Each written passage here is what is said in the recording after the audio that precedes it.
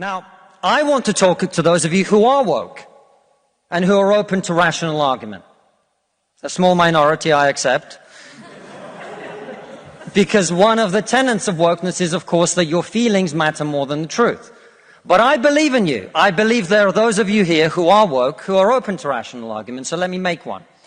We are told that your generation cares more than any other about one issue in particular, and that issue is climate change.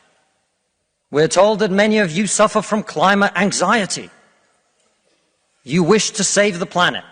And for tonight, and tonight only, I will join you. I will join you in worshipping at the feet of St. Greta of climate change. Let us all accept right here, right now, that we are living through a climate emergency and our stocks of polar bears are running extremely low. I join you in this view. I truly do.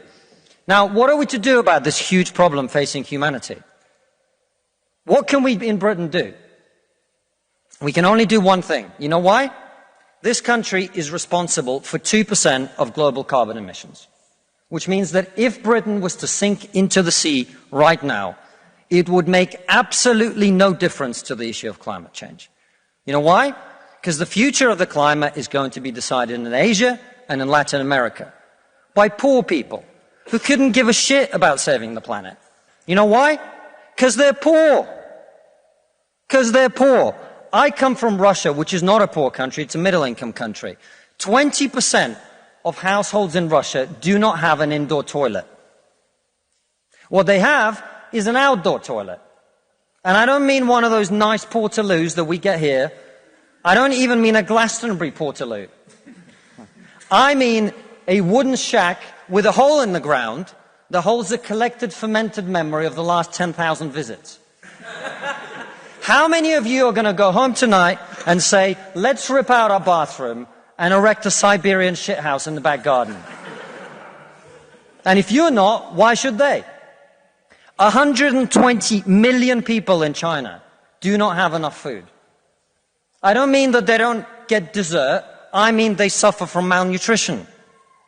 That means that their immune system is breaking down because they don't have enough food. You're not going to get them to stay poor.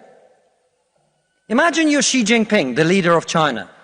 When you were 10 years old, there was a revolution, a cultural revolution in your country, and people came and they put your father in prison. Your mother had to denounce him. Your sister killed herself. And you, no longer enjoying the protection of your formerly powerful father, were sent to a village where you lived in a cave house. And here you are, decades later. You have clawed your way up the bloody and greasy pole of Chinese politics to be the undisputed supreme leader of the very Communist Party that destroyed your family. And you know that the main thing you have to do to survive and to stay in power is to deliver the one thing that the people of China want: prosperity, economic growth. Where do you think climate change ranks on Xi Jinping's list of priorities? A third of all children who live in extreme poverty in the world live in India. That means they are starving and dying of preventable disease. Now, about 15 months ago, my wife got pregnant. Not me, because we're old school.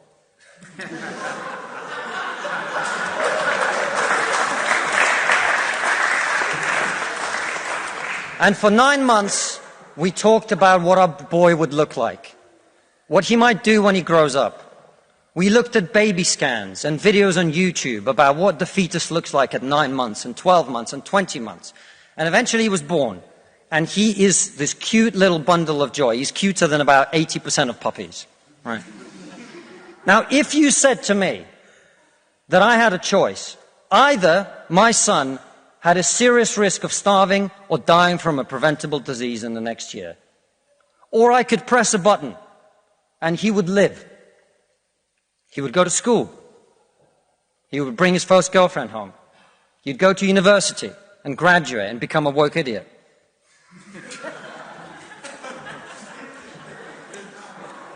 And then he'd get a job and get married and have children and become a man.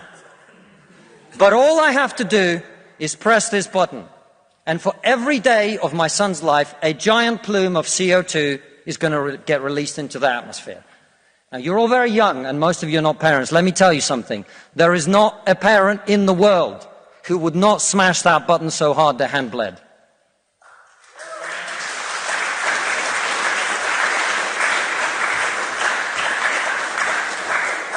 You are not going to get these people to stay poor. You're not even going to get them to not want to be richer. And so, I put it to you, ladies and gentlemen, there is only one thing we can do in this country to stop climate change. And that is to make scientific and technological breakthroughs that will create the clean energy that is not only clean, but also cheap. And the only thing that wokeness has to offer in exchange is to brainwash bright young minds like you to believe that you are victims, to believe that you have no agency, to believe that what you must do to improve the world is to complain, is to protest, is to throw soup on paintings. And we on this side of the House are not on this side of the House because we do not wish to improve the world. We sit on this side of the House because we know that the way to improve the world is to work, is to create, it is to build. And the problem with woke culture is that it's trained too many young minds like yours to forget about that. Thank you very much.